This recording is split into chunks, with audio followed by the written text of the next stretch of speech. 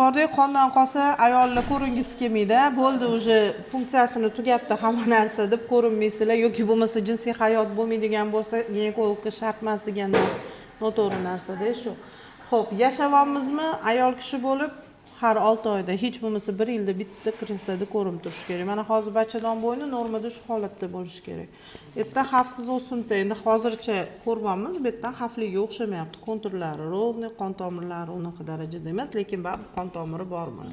Biz hozir mana shu urovenda ko'ryapmiz. Uje bachadon bo'ynidan tashqariga chiqdi bu o'simta. O'shaning uchun katta ehtimol bilan 3-4 yildan nariyog'i bu holatingiz. Endi buni mana bu birikkan joyni ichkaridan UZI qilib beradi, bitta Doppler qilib beradi. O'shancha joydan gistologiya olinadi.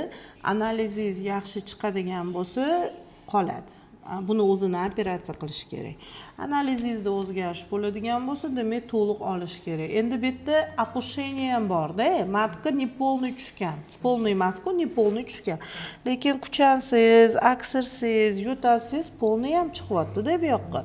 Hozir mana bu yoshingizda yuraklar tinch bo'ladigan bo'lsa, bu yerda bu o'simta turibdi, matkani to'liq olib tashlasa ham bo'ladi. Chunki ertaga bu опушение sizni qiynaydi. U yog'iga men faqat matchniy kalsiy bilan sizni olib o'tirishimga to'g'ri kelib qoladi. Buni o'zini agar operatsiya qilib olib bersam, baribir bitta tekshirib